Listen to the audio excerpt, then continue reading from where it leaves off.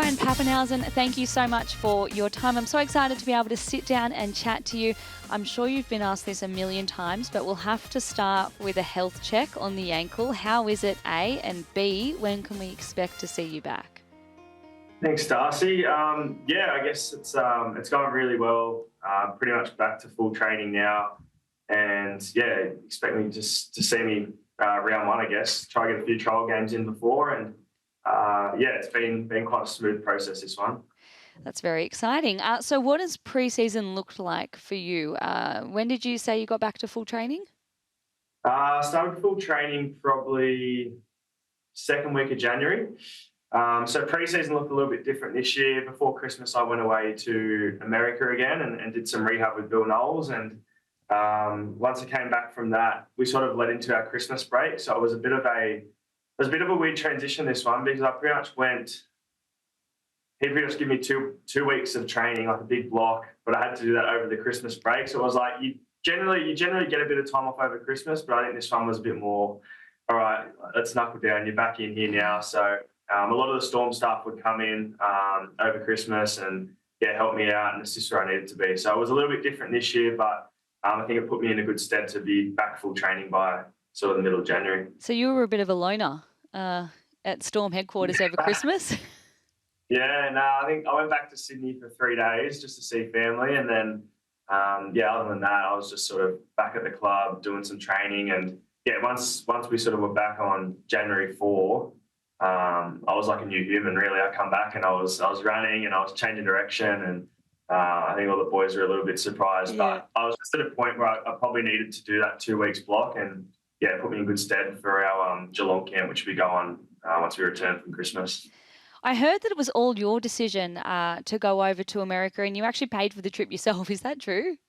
That's true. Wow. It was quite a trip, but one I think I needed to do mentally, just to sort of clear that up, and then to see, I guess, the best person for the job to get me back in a good physical condition. So, small sacrifice when you put it that way, but did it off my own bat, and I guess it's one of those things that I'll probably look back on at the end of my career and be really grateful that I was able to do it, and I guess hopefully have some success from then. But for now, it's definitely worth it. Tell me you at least treated yourself to business class.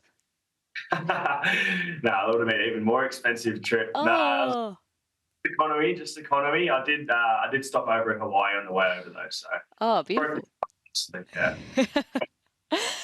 Talk to me about this trip. You know, what does Bill offer? What does he do that you felt like you needed to go back over there? It's just a different approach, I think. I think usually you're here and you're sort of in an environment where you've got 40 guys training with you and there's only 2 physios. So I think, one, it's hard for them to sort of oversee what I'm doing and give me really specific things to do, whereas with Bill, it's one-on-one for 2 weeks. You're there every day. You're doing 2 sessions a day. So if you're sort of to put that together, I'm probably getting a month or two's work within 2 weeks. And just the way he goes about his work, he's very passionate, never makes you feel like you're sort of doing the wrong thing, very encouraging. And I think that's what I needed at that point. Obviously very frustrated after this injury again. And I think the way he sort of framed it up and goes about it, it's really encouraging, really makes you want to be there. And it gives you that confidence that when you actually come back and you're back working and then back playing the NRL, you're going to be up to that level that you were before. Is it all about rehab, or is there an element where you're like, he teaches you to change your approach to, I don't know, running or something like that? Yeah, I think that's probably a really good point. Like, people think of rehab as, an ankle rehab, so I just do lots of work on the ankle. But no, he did a lot around movement, mechanics of the body, and making sure that I'm being proactive to put my body in positions that won't affect that area or that would take the load off a little bit. So, it's the whole range. You're in the pool, you're doing stuff with your core, you're doing stuff with your feet. He talks about like a feet and a hip connection. So you're not even talking about the ankle or knee. All you sort of have to worry about is those areas. And by the second week, you're doing things that you probably didn't think you could do in the first week. And then I look back now, come back into training, and I think the common approach is like you want to build up to run, but his approach was, no, let's break that down. You want to be change your direction. That's your game. You're fast, you change your direction, you're sharp. He said, let's build that first. And then he said, then we'll start running, because once you start running, you'll be doing all that. So just framed it up a little bit differently than what I've heard before. And obviously I had that experience with him when I went over for my knee, and the ankle just sort of confirmed why he is so good at what he is. And now I'm reaping the rewards of all that hard work, and hopefully can put it into action round one. Sounds like he essentially takes you back to basics, almost strips you down. Yeah, well, the first 2 days I learned how to walk again. So it was weird. Like, I think, like anyone after an ankle injury, they have that little limp. And my foot was really stiff. So the first 2 days we were just walking on his gym mat, and he'd like video me and critique it, and then we go on the trampoline. But it all built up for the third day, which was he'd hop in the pool, and he put flippers on my feet, and I was just working through range, like. So, and then once I'd done that and went back onto the land, my ankle was like moving again. I was like, oh, so it's just teaching the brain that it actually is okay to do that. But how we get to that point is breaking it all down and going backwards, if that makes sense. Yeah. So in a way, you're subconsciously afraid to make your ankle move to its full motion. And he's made your brain go, no, it's okay. Pretty much. And I think that's just part of being a moon boot or a knee brace for so long, is your body, like you're right, subconsciously your body goes, oh, can I do that? Or is that going to hurt me? But once you expose yourself to it and you have a few successful reps, it just changes the whole way you go about it. I'm really curious about Bill. Like, he's had a lot of rugby league players come over now. Does he, follow the game? Does he call it rugby? Like, I think that the first time I went over there, he called the footy a sneeden. Not a steeden, he called it a sneeden. And I was like, what is going on? But no, I think that's what's also quite refreshing is like he doesn't know you from a bar of soap. When I first went over there, he knew nothing. He had to watch a couple of clips to see what I did. But essentially, we're making some of the same movements as his NFL athletes. So he declared ours is definitely physically tougher. Huge. So I'll take that. There's a bit more of a skill set, but a lot of the reference is about changing angles and taking off and being able to do that repetitively.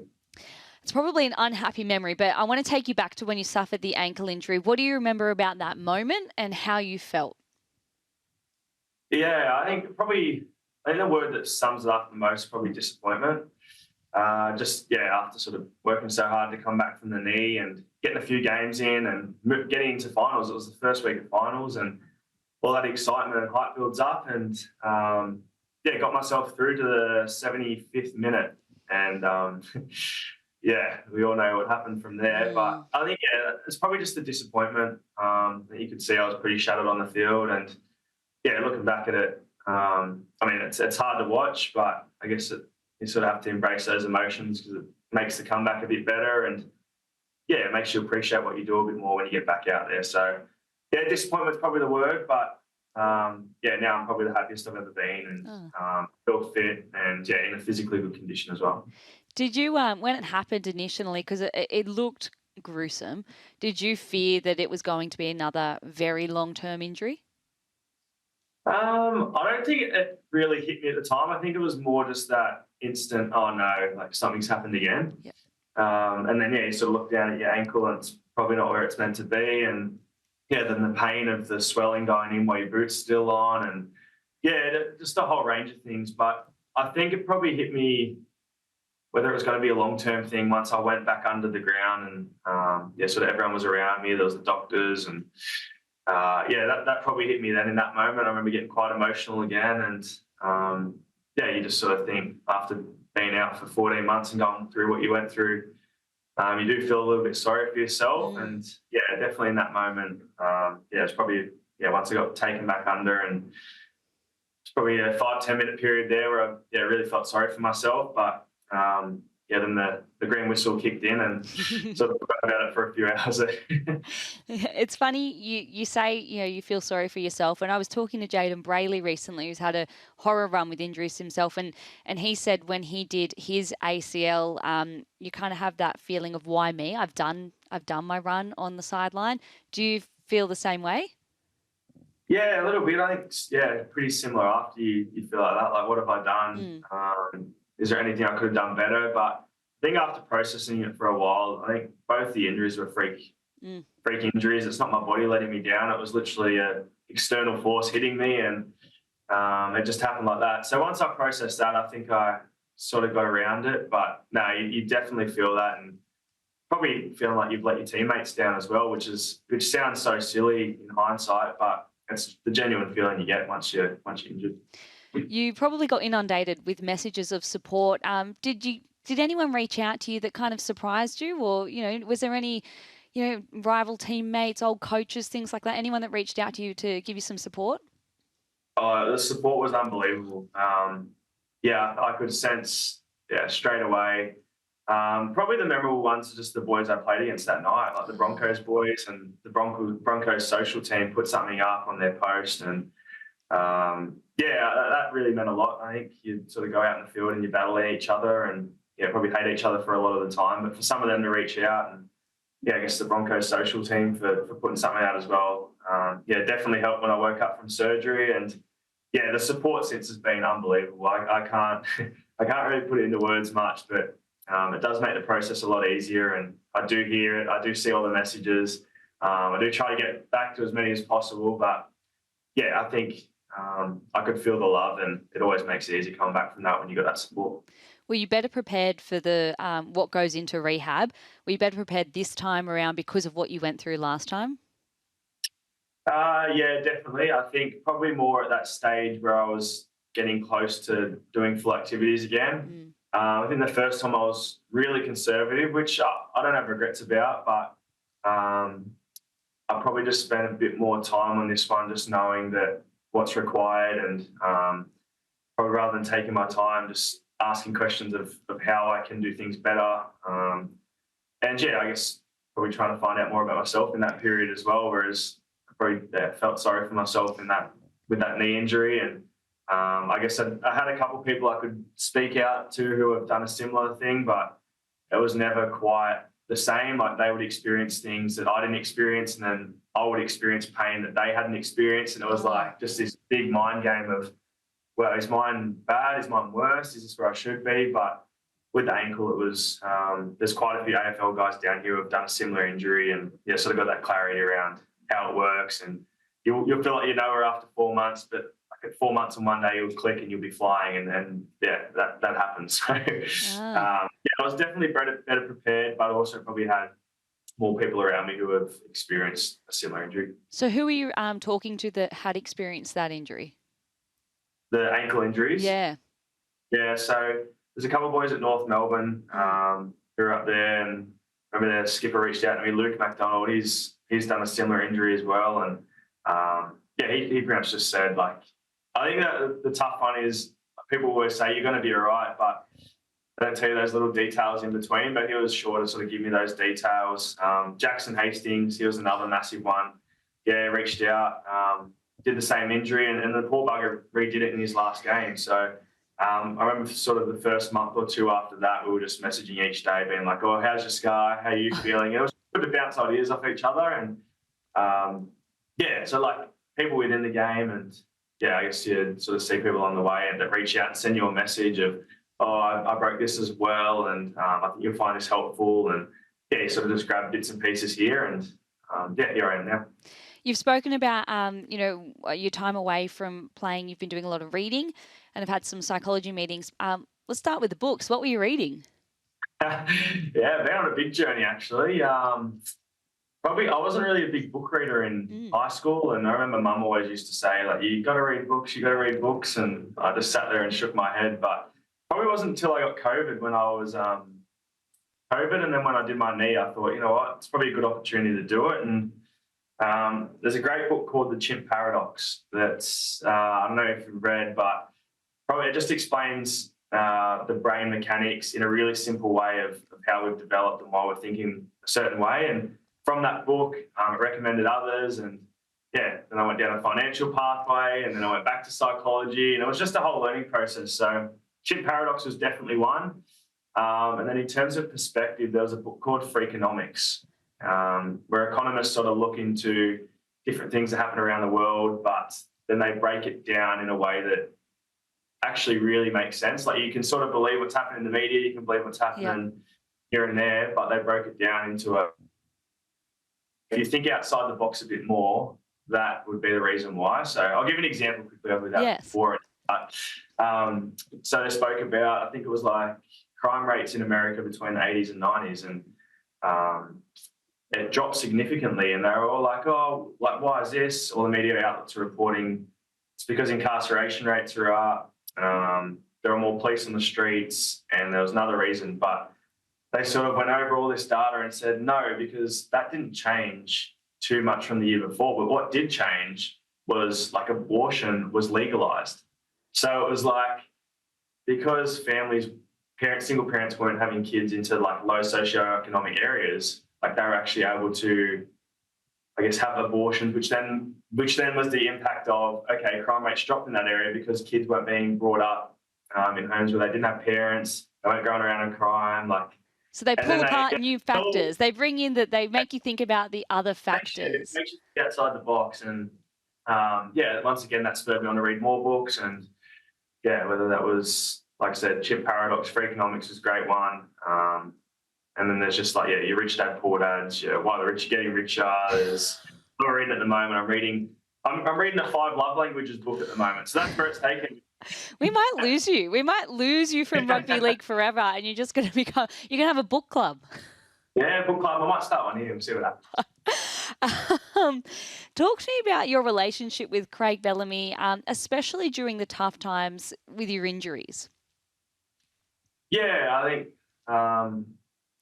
think, sort of ever since I've come along, Craig's, helped me out a lot, and probably helps you out in a way it's not sort of face-to-face helping you out. It's probably just little comments here and there that make you think a bit more or want to work harder. So, he's not a massive speaker, I guess, or motivator, but just little comments he has here and there about your game, and you know that all the boys have his respect, and you just want to make him proud, and I guess that's probably the feeling I have between me and Craig. And you mentioned earlier that you had this feeling where you almost felt like you let your teammates down when you get injured, but I know they're so supportive of you. So what's it like to have them, gather around you and lift you up? The teammate support, because you see them every day, so it's pretty special to see them. Try to pick your mood up whenever you're down, and they were really good at that while I was sort of going through what I went through. Whether it was a message, whether it was sort of the next day in hospital after a surgery. I remember heaps of the boys come in, and I didn't expect that at the time, but that was something that just made you feel really special and really connected while you couldn't be connected with them out in the field. So they're very important. Still this day, you can sort of see how much care they have for you and around training and asking questions and wanting to make you better and wanting to see you play again. It's a nice feeling. You mentioned earlier that you're probably the happiest you've ever been. So what are the factors that contribute to that? I think, life outside football's really good. I feel like I'm doing things in the background that I guess I'm not doing university or anything, but I'm building my skill set in other areas that I can sort of say is an outlet. Footy can be quite intense at times and bring you down a little bit, but I've just got a good group of friends around me. Family's down at the moment, down here just helping me out with the house. I just moved into a new place, and I just feel really refreshed in my mind. And I think, like I said, it probably goes back to all the reading and sort of self-discovery that you do. And once you sort of bring up things from the past and expose them and speak about them, it just takes that weight off your shoulders. And I probably didn't know I needed that at the time, but it's definitely helped and made me feel a lot clearer and fresher now. Sounds like you've got a really good perspective. I guess you've realised that there's more things in life than rugby league.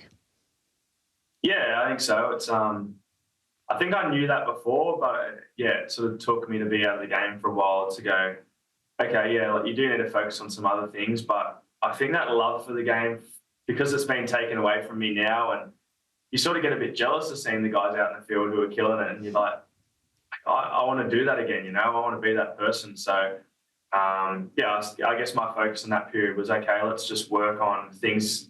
I can't work on things that I can't control, so let's do some things that I can control. And that is the mental side of the game, and that is studying the game and seeing what the trends are. And once I am back and able to be in good physical condition, then I can put that into place. So, I think all the mental stuff's put me in good stead, and now it's just the physical training, get the reps in my legs, get the reps with my teammates, combinations. And I sort of had a bit of a feeling today, and it's just like, why can't it be better than what it was, So, I think that's exciting to feel like that. And, now you just want the season to start so you can get into it.